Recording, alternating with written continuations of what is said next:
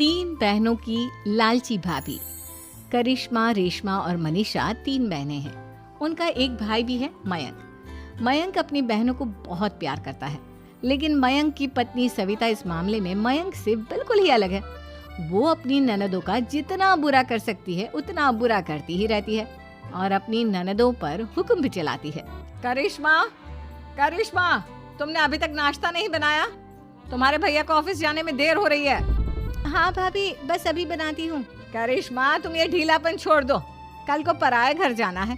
वहाँ अगर तुम इस तरह से काम करोगी तो लोग क्या कहेंगे कि माँ ने और भाभी ने कुछ सिखाया नहीं। और तुम्हारी दोनों बहनें कहाँ हैं?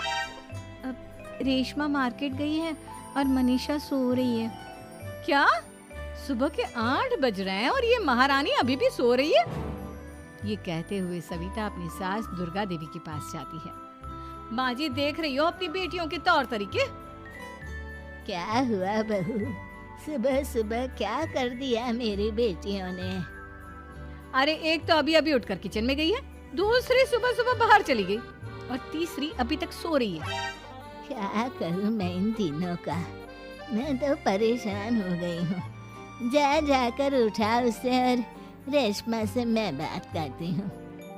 सविता सीधा मनीषा के कमरे में जाती है और उससे कहती है, महारानी जल्दी उठो, सूरज सर पर आ गया है। भाभी थोड़ी देर और सोने दो ना, मैं रात को लेट सोई थी। वो क्या ना, यूनिट टेस्ट चल रहे हैं। शराफत से उठती है या नहीं, या फिर पानी की भरी बाल्टी डालूं तेरे ऊपर? नहीं भाभी, मुझे बिस्तर में नहीं नहाना, उठती हूँ मैं। मनीषा जल्दी से उठकर बाथरूम में चली जाती है। सभी आराम से बैठकर नाश्ता कर रहे होते कि तभी रेशमा बाजार से हाथ में सामान लिए आ जाती है। रेशमा को देखते ही सविता उस पर बरस पड़ती है। लो, आ गई महारानी।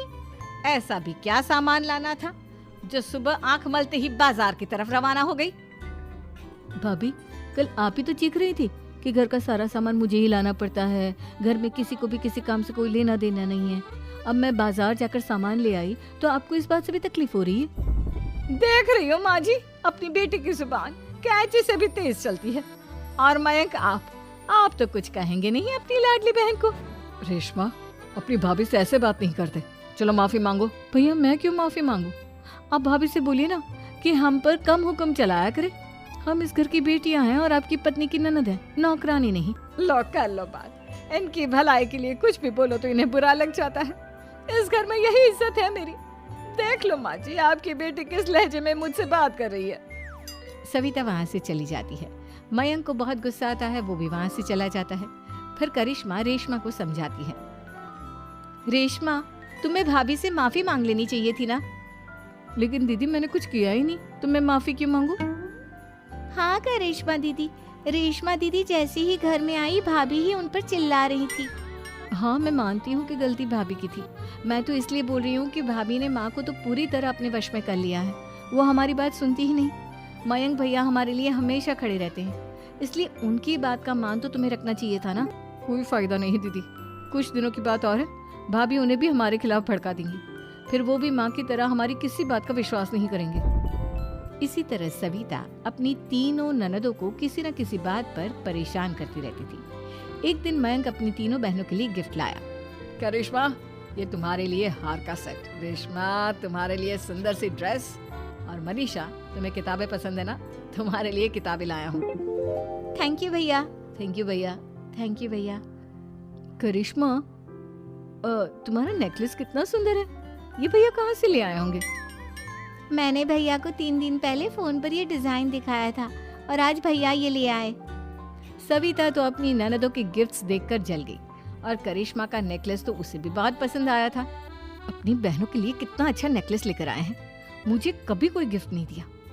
मैं आज ही ये हार चुरा लूंगी। रात में सविता करिश्मा का हार चुरा लेती है और इसी तरह उसे अपनी ननदों की जो भी चीज अच्छी लगती वो उसे मांगती नहीं, बल्कि रात के अंधेरे में चुरा लेती। इसी तरह दिन बीतते गए और सविता ने मयंक के दिल में भी उसकी बहनों के लिए नफरत पैदा कर दी। एक दिन मयंक ने करिश्मा और रेशमा के लिए रिश्ता देखा और ये बात उसने घर में सबको बताई। माँ, करिश्मा और रेशमा के लिए बहुत अच्छा रिश्ता आया है। वो लोग कल इन्हें देखने आ रहे हैं। आप और सविता मिलकर सारी तैयारी कर लेना। ये सुनकर करिश्मा और रेशमा खुश हो जाती हैं, लेकिन सविता सोचती है, अगर इन दोनों बहनों की शादी हो गई तो घर और बाहर का काम कौन करेगा? मनीषा तो एक नंबर की कामचोर है, उससे तो किसी बात की उम्मीद लगाना ही बेकार है। मुझे इस शादी को रोकना होगा। अगले दिन सभी लड़के वालों के स्वागत की तैयारी करने में लगे होते हैं। तभी मयंक अपनी बहनों से आकर कहता है, तैयार हो गई तुम दोनों? देखो दोनों लड़के बहुत अच्छे हैं, मैं कोई कसर नहीं छोड़ना चाहता, इसलिए तुम उनके सामने अच्छे से बिहेव करना और अपनी भाभी से लड़ने मत लग जाना। करिश्मा, तुम वो नेकलेस पहन लो ना जो मैं तुम्हारे लिए लाया था। भैया मैं बहुत देर से वो नेकलेस ढूंढ रही हूँ, लेकिन मुझे मिल ही नहीं रहा। क्या तुमने नेकलेस खो दिया? तुम्हें पता भी है वो कितना महंगा था? तुम कोई काम ढंग से नहीं कर सकती। मयंक गुस्से में वहां से चला जाता है। थोड़ी देर बाद लड़के वाले भी आ जाते हैं। वो दोनों बहनों को पसंद कर लेते हैं और रिश्ता पक्का हो जाता है। लेकिन सविता के दिमाग में तो कुछ और ही खिचड़ी पक रही थी। वो पंडित जी के पास करिश्मा की कुंडली लेकर जाती है और उन्हें पैसे देकर करिश्मा की कुंडली बदलवा देती है। जब लड़के वालों के पास करिश्मा की कुंडली जाती है तो वो दुर्गा को फोन करते हैं। बहन जी, हमने करिश्मा की कुंडली अपने पंडित जी को दिखाई थी। आपकी बेटी की कुंडली नहीं बल्कि दोषों का पिटारा है। देखिए, मैं और मेरे पति इन सब बातों में बहुत विश्वास करते हैं, इसलिए हम आपकी बेटी से अपने बेटे की शादी नहीं करा सकते। इस तरह करिश्मा का रिश्ता टूट जाता है और सभी घर वालों को बहुत दुख होता है। अब कविता सोचती है, चलो करिश्मा का तो रिश्ता टूट गया, अब रेशमा का भी रिश्ता तोड़ना है। क्या करूं? अब सविता आवाज बदलकर किसी अननोन नंबर से रेशमा के होने वाले ससुराल में फोन करती है। हेलो, मैं कौन हूँ कौन नहीं ये आपके लिए जानना जरूरी नहीं।